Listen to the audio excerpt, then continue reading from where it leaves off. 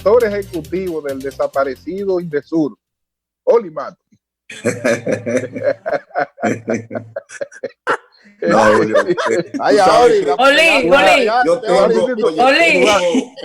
vas a sustituir a Peguero Méndez ahí, lo único que van a eliminar a Peguero Méndez,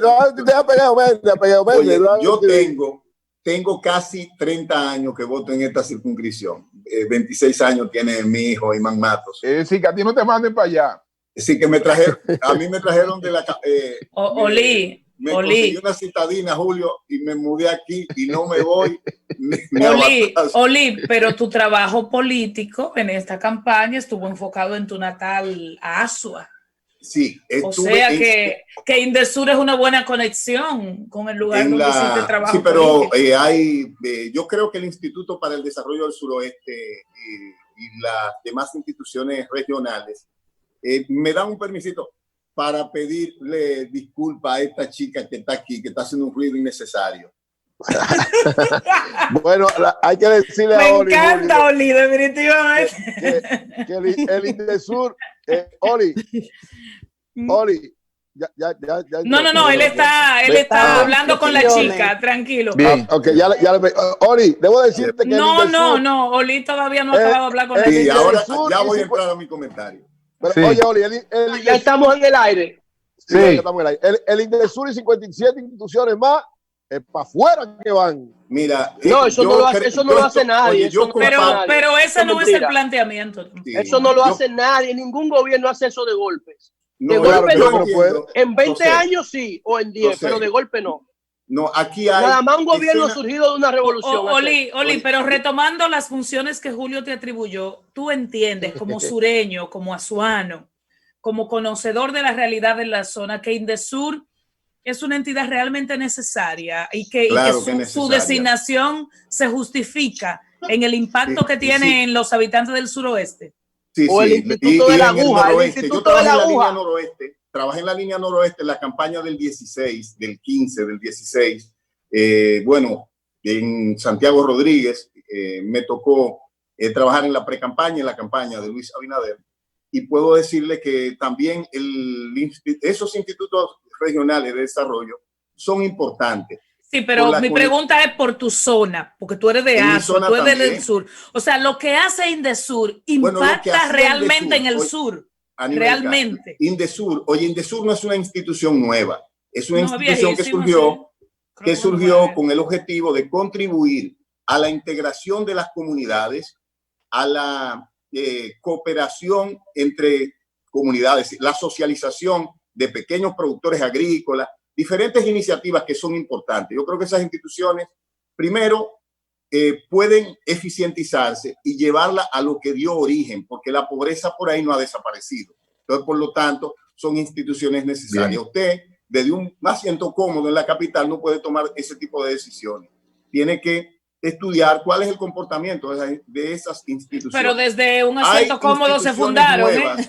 Oye, hay instituciones nuevas y viejas que deben ser suprimidas. Yo me pongo un poco más de acuerdo con el planteamiento del abogado José Luis Tavera, cuando plantea de una serie de instituciones. No incluyo ahí los comedores económicos. Este es un país donde mucha gente pasa hambre. Lo que yo creo que hay que hacer con esto es eficientizarlo, mejorar y crear mecanismos de fiscalización de cómo se utilizan los recursos públicos, pedirles retorno a las instituciones.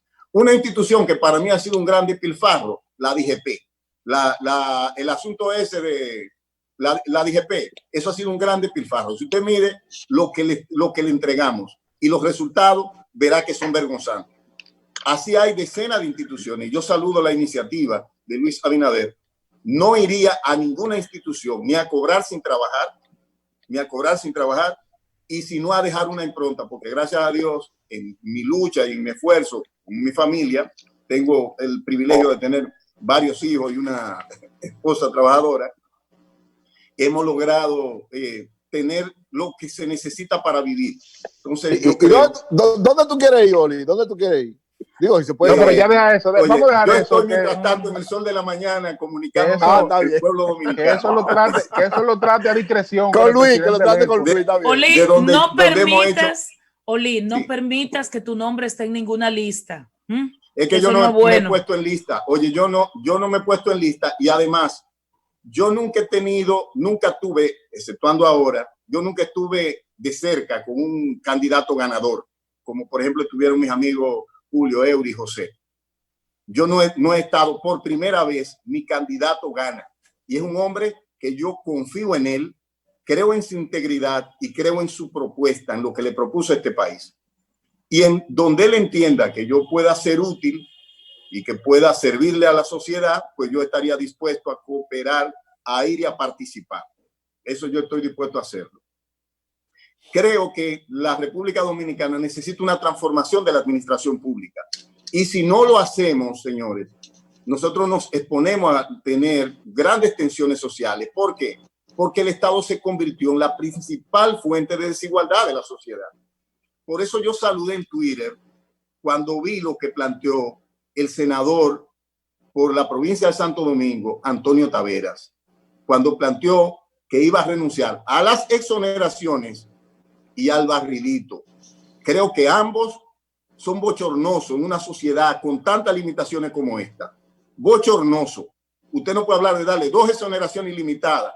Yo ando en un vehículo del 2017 que termino de cambiar el que tenía. Y es un vehículo que todavía puede darme 5 años de uso bastante bien. Y un vehículo económico. Entonces, cuando usted le exonera a un legislador, le da una exoneración que termina siempre vendiéndola a dealers que traen vehículos que debían pagar 5, 8, 10, 6, 7 millones de pesos al fisco para contribuir a enfrentar la crisis sanitaria que tenemos, usted está realmente cometiendo un abuso contra los pobres de este país. Yo creo que el gobierno, y estoy convencido de que Luis, sin tener que romper con la ley, entendiéndose, porque al final, si la gente ve que el presidente tiene que es el principal líder de la nación, tiene una vocación de sacrificio, está dispuesto a hacer sus aportes, a hacer también su sacrificio, la gente, los demás funcionarios pues toman ese camino. Sé que hay decenas de instituciones, como decía, que deben ser suprimidas, pero eso necesita un estudio minucioso. He planteado aquí la fusión de las 3 distribuidoras de electricidad. Eso fue una propuesta del presidente Medina en la campaña y un compromiso del presidente Medina en la campaña del 12 y de Hipólito Mejía. ¿Para qué? Para disminuir los costos, porque al final, ¿quién termina pagando eso, señores? Se está gastando un 23% en gastos administrativos en el tema de las EDES, cuando eso no debía superar el 12 o el 13%. Entonces, todo ese dinero que se va es un dinero que encarece el servicio que todos pagamos.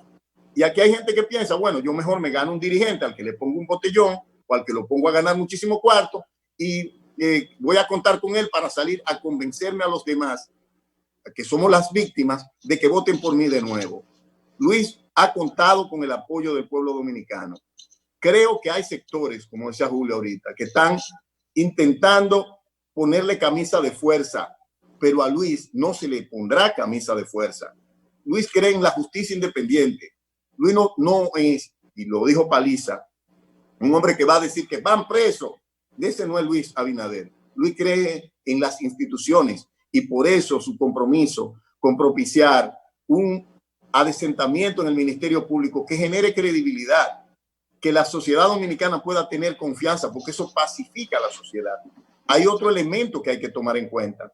No podemos tener una pequeña élite pública enriqueciéndose desde la administración pública con todos los gastos cubiertos y entonces los empleados públicos, lo demás, como si fueran pordioseros, que es lo que se creó desde la administración del PLD.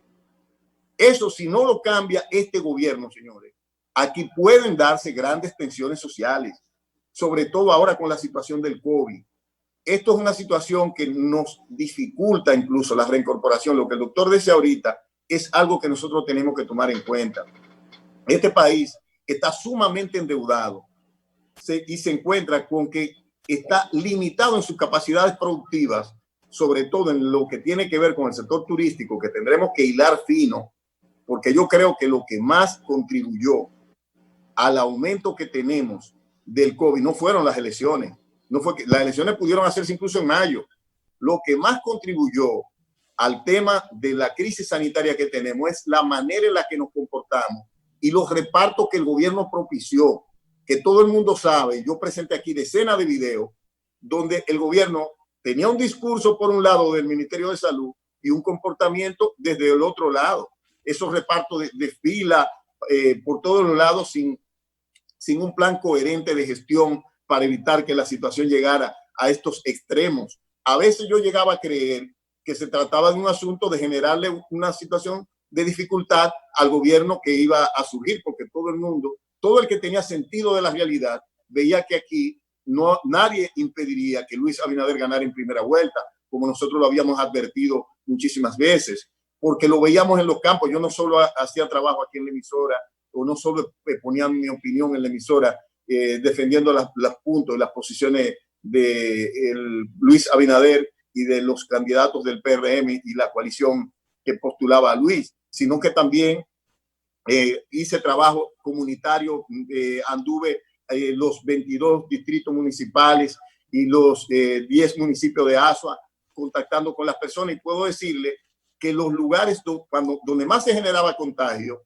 era en los temas donde se hacían aglomeraciones, donde en los eventos que tenemos que superarlo los dominicanos por la situación de crisis que tenemos y los efectos de ese virus que, como decía el doctor ahorita, nos pone a todos en atención. Yo creo que es necesario ahora la unidad de los dominicanos y el respaldo a este gobierno, al gobierno de Luis Abinader, que inicia el 16 de agosto.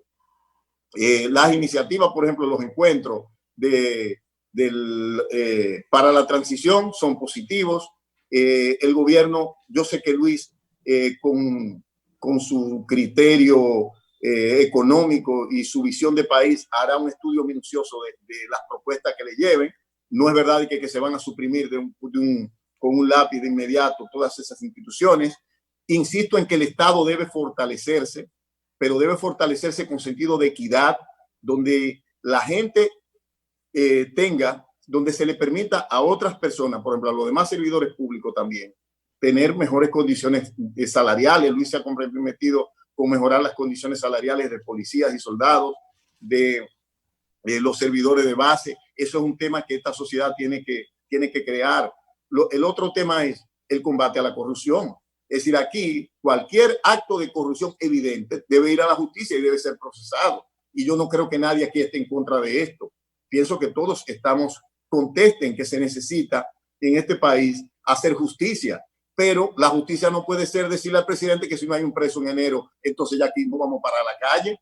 Eso es una irresponsabilidad, porque se supone que en un sistema de justicia los casos deben ser presentados con las debidas evidencias y no es un tema de tomar venganza contra las personas, es simplemente hacer justicia, y la justicia debe actuar de manera prudente, debe actuar de manera coherente, con evidencias ciertas, precisas y comprobables que puedan dejar en la sociedad la sensación de que se ha cumplido con la ley y de que el juego es limpio, lo que nosotros hemos demandado y por lo que la ciudadanía votó precisamente contra este gobierno. Aquí se ha hablado mucho de si Luis tendría la voluntad de llevar un ciudadano que no tenga compromiso partidario a la Procuraduría General de la República y dejarlo actuar. Yo no tengo duda de que será así. Necesitamos una serie de reformas, incluyendo una reforma constitucional. La necesitamos.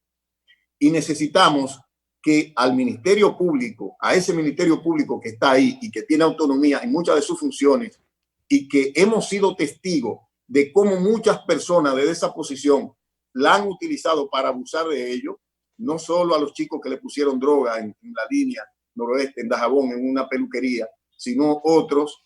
Todo eso necesita una reforma que le permita a la sociedad dominicana volver a confiar en sus autoridades. Eso nos dará garantía de que el país va a seguir hacia adelante. No tengo duda, confío en este país y confío en las autoridades que elegimos.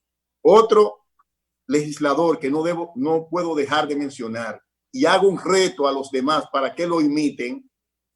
Sé que no todos tienen las condiciones socioeconómicas de ellos, es el senador Eduardo Estrella. El senador Eduardo Estrella, lo que él está planteando es válido, señores. Si ustedes ven el costo de nuestro Congreso a partir del presupuesto que tenemos y lo correlacionan con los costos de otros congresos de países, por ejemplo, como Costa Rica, usted se da cuenta que tenemos un derroche por ahí. Vamos a cambiar eso. Vamos a cambiarlo y veremos que haremos un país mucho mejor, donde podemos vivir mejor los dominicanos. Usted no puede, me daría vergüenza a cualquiera estar ostentando y exhibiendo lujos en un país con tanta miseria como el que tenemos. Aquí uno de las limitaciones, Julio, ya para terminar, para generar el confinamiento, es el hacinamiento en el que viven las personas, es la pobreza, es que el agua no llega a cerca del 46% de los hogares urbanos, no llega. Entonces esa gente tiene que salir de su casa obligatoriamente a buscar agua para poder vivir. Usted no puede confinarlo. Necesitamos apoyar las autoridades en sus iniciativas y no tengo duda de que Luis dará la respuesta acertada y sensata más posible para que los dominicanos vivamos en paz. Apoyemos a nuestro presidente, que estoy seguro que no nos va a fallar. Eury Cabral.